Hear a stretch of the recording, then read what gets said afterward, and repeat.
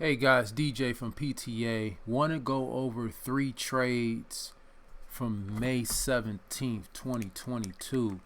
That day, these were all shot out in the Discord. That day, I didn't particularly trade. Pretty much had other obligations to attend to. So, decided not to trade that day because I couldn't completely focus on the market. So I want to go over the 3 winners, or the 3 stocks that actually did a nice move that day, to give you sort of what happened so that you can kind of understand the gist of the trade, or how you could have capitalized on it. So May 17th was on this candle here, which was the green candle. We will break down into an hour. So what I wanted you guys to kind of understand is the overall trend. So the overall trend on this was down. I mean, it dropped from 11 back down, basically, from that range. But what's interesting about this particular trade is how it got some legs late in the day. So that's the part that I want to kind of focus on, is recognizing the buildup over multiple days. So just want to take it over these couple days so that you can kind of understand what was going on, why it was going on, and how you could have capitalized on it. So taking out this trade, and we're looking at currently a 1 hour, you started to get this major rejection right here coming in off of Wednesday. So now it came back and test again, but it started to perk up and test again here and here. So ultimately you had a nice little wedge happening here.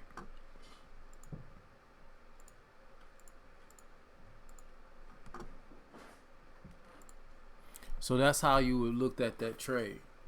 So when you guys look at this and say, oh, okay, I saw that, this is how you look at it from a multi-day aspect, and looking at it knowing that you rejected here, rejected there, and then rejected there, still making higher swing lows. That kind of lets you know that this stock is building of some sort. So now once you know the overall trend, your goal at that time is to let the trade manifest and kind of show you where we're going to get this edge. This is how you get that edge on that. So let's break this down to a 30-minute. Now ultimately you got this pullback, and then you start to get the rip. That's going to look different so on a lower time frame. So you got to remember the bigger time frame play. Once it had rejected here and made that higher swing low, your goal at that time is to kind of zero in on the particular trade, looking at it. Now again, you had this bounce, igniting candle on the 5-minute. You can even look at it on the 1, because some people like playing the 1 or whatnot. So we had this big igniting move, pull back, held off of the major area. So again, if you're looking at this from this point of view, you can see that this area here is this area here. So we had this significant bounce up, which will be considered like an ignite, that ignited the move on the opposite direction, pulled back, did, and held. So you had a higher lows on the smaller time frame holding, perked back up, did it again. You could have got in here, you could have got in here, and it's like, to put it in perspective, if you had got in, let's say right here on this bounce,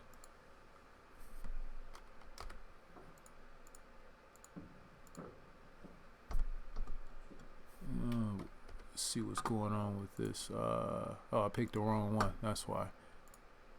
So you figure you would have had about a 3-cent risk from the low, 5-cent risk from the low of the day. So this is a really good trade because you're catching it at the bottom. Again, probably would have played it from the higher time frame because the 1 minute just looks kind of choppy. and looking at the volume, probably didn't really creep in till later in the day. But you had your nice bounce, and then you had your pull. So even if you risked off of here, you're looking at 5 cents going into a massive move further up. Now, why would we be thinking that? Well, again, we look at the overall trend and what the stock had been doing for the last couple days. Ultimately, it had been making higher swing lows. So your picture is to look for a push. A lot of traders sitting here. So let's kind of look back on that, and let me take it from a higher time frame to give you an explanation. So let's go back to the hour. Let's look at the trade. So remember, guys, I was talking about the higher swing lows, right? Those are our higher swing lows. Kept touching the area, made its low, kept touching this area, and it's looking to hold. So you got to think, there's shorts here, there's shorts here. Why I say that? Whenever the stock swings up and then pulls back down, and then swings up and pulls back down, each one of those areas is technically where shorts are sitting. So if you can look at this and kind of look at the pinpoint, you can actually aim the area. So if you look at this, it was right around here. And this is why support and resistance is so important, and understanding where it's at. It's rejected here, came back, rejected here, came back very close to this area and reject again. So this 313 area was very critical for this stock. So I would say, you know, because 313 is an odd number, it'd be the $3, 315, maybe $3.25 area. Those whole numbers are very critical when shorts and whatnot is getting into the trade. So ultimately, that is how you look at that. You want to see where everybody's at, see where all the volume is building. So when you're looking at this, you can see that, yes, I got shorts here, I got shorts that entered here, I got shorts that entered here, and then I was rejecting here, rejecting here, rejecting here, and I'm steadily rejecting higher and higher and higher. So ultimately, when they decided to jump in a little early, this was the trap. This was the key area right there. Why was that a key area? Well, this is when you look at this, this is how they swung it up a little higher, swung it up deeply here, and then they swung it up here to pull it down. So what that did is enticed a lot of shorts. Shorts thinking, oh yeah, once it knock out this area, we're gonna come down, we're gonna take that out, and then we back down to the low. So we back down to, you know, from 3 to 1 easily because of this move. So you also had the beginning of the move, which was here. This is a lot of short action in one day. So ultimately, this is the reason why this stock, over the next couple of days, don't be surprised if we go higher. Why? Well, just like it did on the 17th, created another area with shorts, because these people down here probably re-shorted here, pulled it down, they popped it up, and they pulled it down again. But what is it doing? Creating another swing low, a swing higher low. So we're swinging up again, shorts in here, and we're going to keep seeing this until it squeezes out. I wanted to squeeze out here, which will be about the 450s. So we can keep this holding. We hold this 330 area above a big critical area of 313. Maybe if we get a retest back to 313 to get more shorts involved, then that's enough momentum for it to squeeze back up into the 4s and maybe even hit the 6. Just depends. This depends on the rotation. So if we looking at this, let's see something here.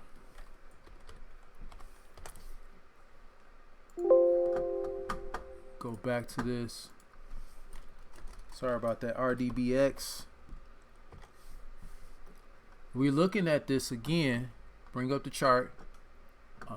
Let's see something here.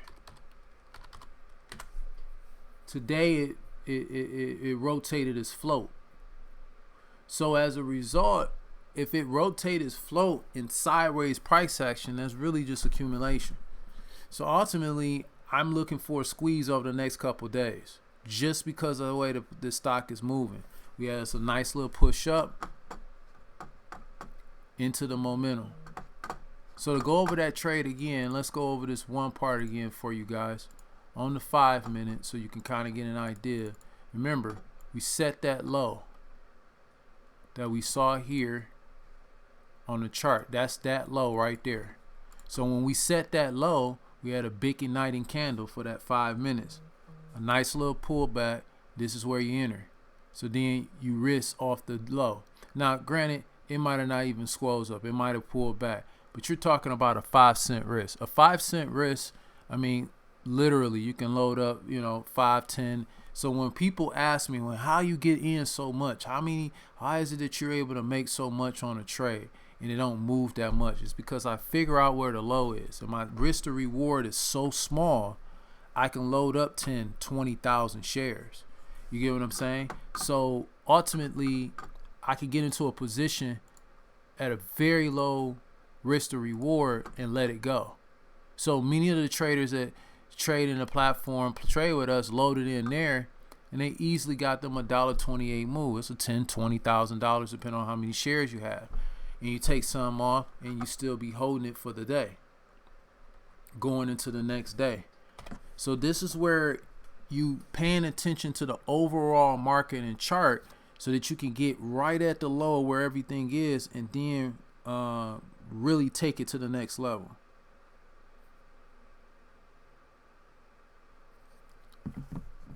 So to go over the next trade for that day would be ISPO. Now ISPO is a former runner. If you ever traded, you can look here. I mean, this ISPO went from a low of $14 to 108 that day, and that was back in February. So this is one of them stocks where, hey man, when you see this pop up on your scanner, you start to pay really close attention to it because you're familiar with the price action if you trade all the time. And this is where, you just start remembering different stocks. You remember the moves, different things like that. Now, this particular trade on the 17th was a continuous play. Now, what do I mean by that? If you take a look at the chart, you can see the pattern just from the daily. Remember, a igniting candle, pull back, a hold, continuation. So that was a clear ABC pattern right there from a higher time frame.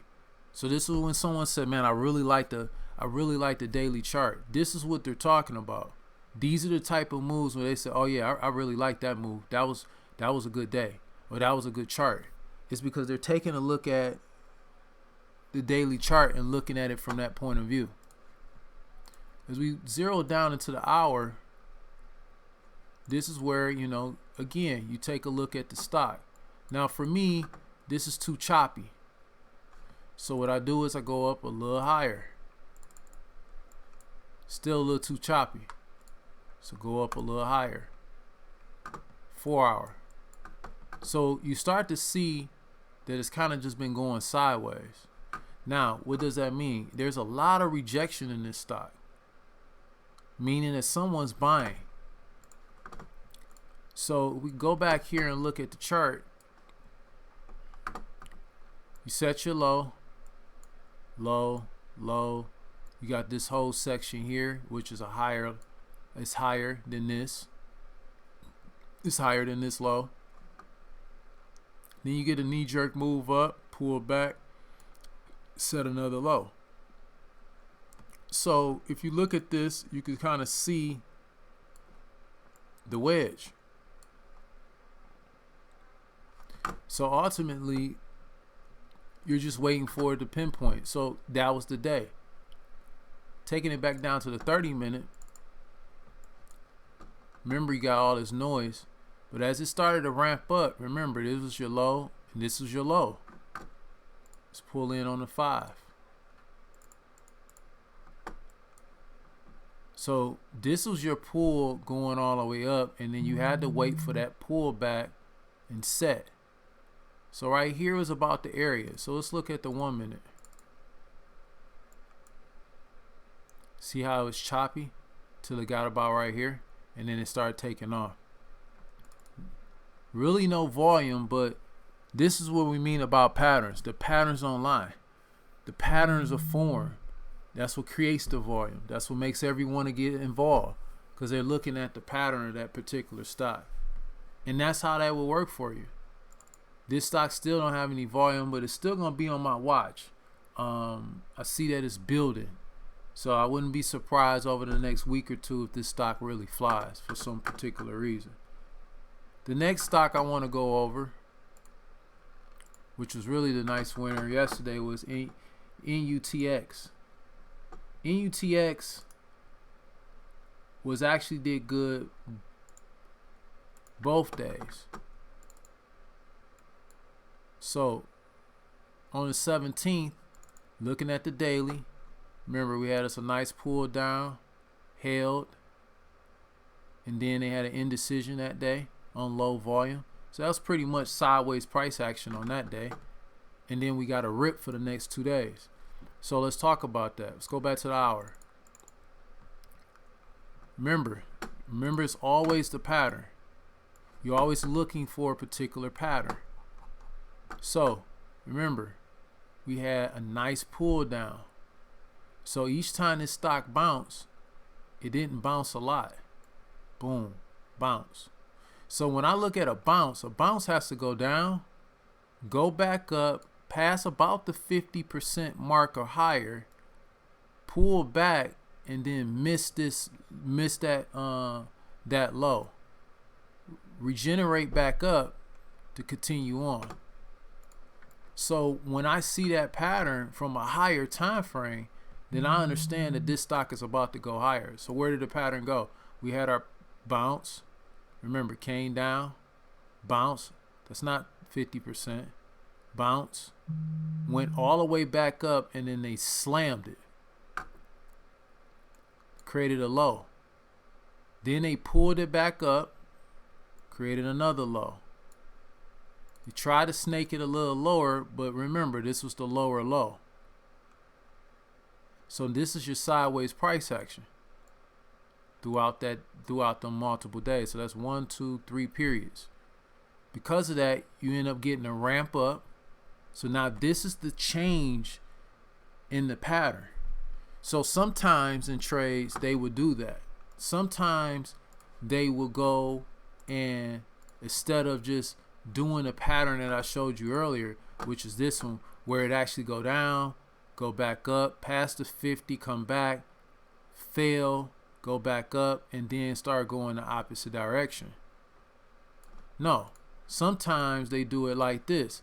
They'll drop it, bounce it, go sideways, perk it up, pull back, and then rip. That's what happened in this particular trade. We had our nice down, sideways, went up. Now some traders would have joined here, which you could have, because at that point you could have joined somewhere right here, risking to here. 45 cent, 50 cent, risking from the previous day low. Still would have made about 117 and still been holding. So realistically, it wasn't a lot of range. But again, you're looking for the pattern. So if you're getting in really, really low, somewhere like here, from here to here, because that's the previous low, you're still looking at 50 cent risk. Worst case is 55 cent, which is a previous couple days low. You know, that was the weekly low basically.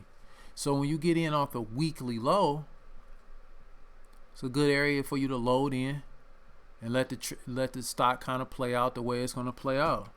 Now, ultimately, this stock went higher and played. Now, this is the thing. This is the switch in direction. So yeah, you could have risked here and it went up, but it could have went up and came back down and kind of went this way. You always want to look at the pattern, especially if it's already confirmed. So you had the sideways price action after a big move up and it held. So now this day marks the change in the transaction, change in the shift of the market. Why? Because we already came off of this area and confirmed it with this, that we're going higher. So when you zoom in on this, you can see, let's take you down to the 30. You can see the ramp up, the pull back, ramp up, pull back. Still ain't touching the previous swing low. So that means we're looking for another ramp up. So that's when you start zeroing in on the 1 minute, 5 minute, looking at your areas, looking at the 15, so on and so forth, and then you figure it out. So we had this big ramp, pull back. I'm also going to wait for a ramp. So, you know, like I tell people, let's go to 15. You're always looking for that reversal.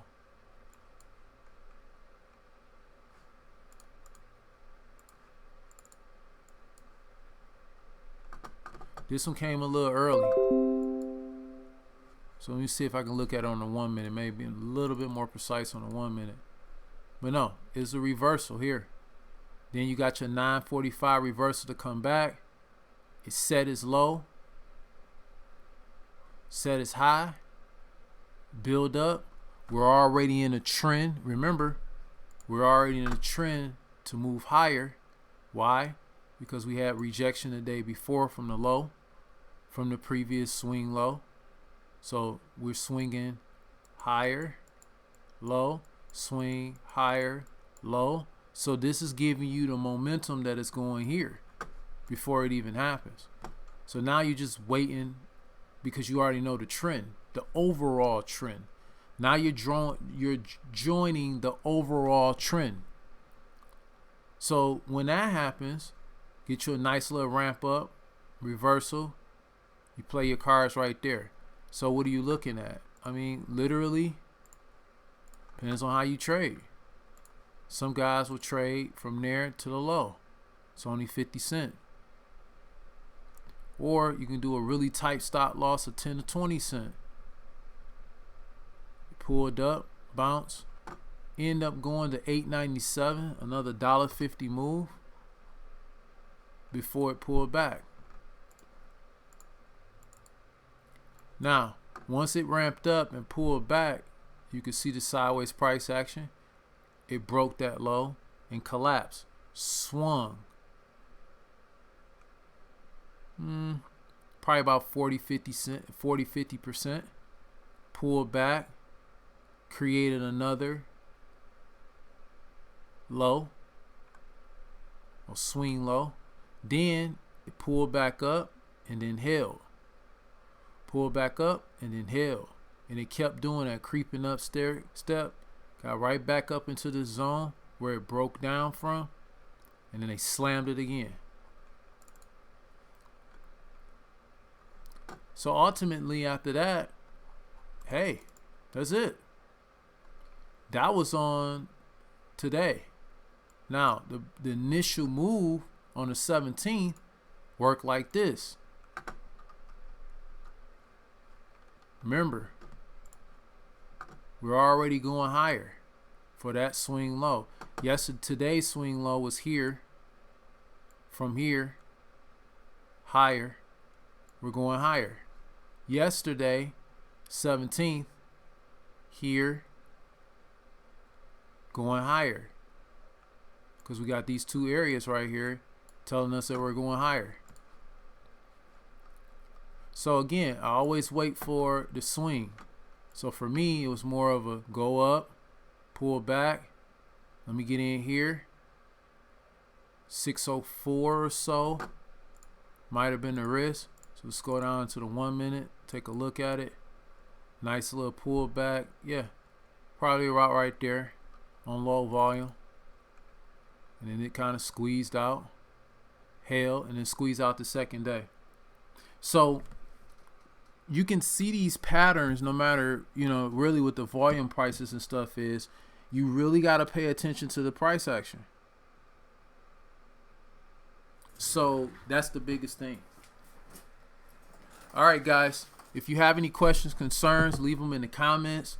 Hit that like button, hit the subscribe button so you don't miss any of my videos. And as I always tell everyone in the Discord and any other trader out there, stay studying and stay focused.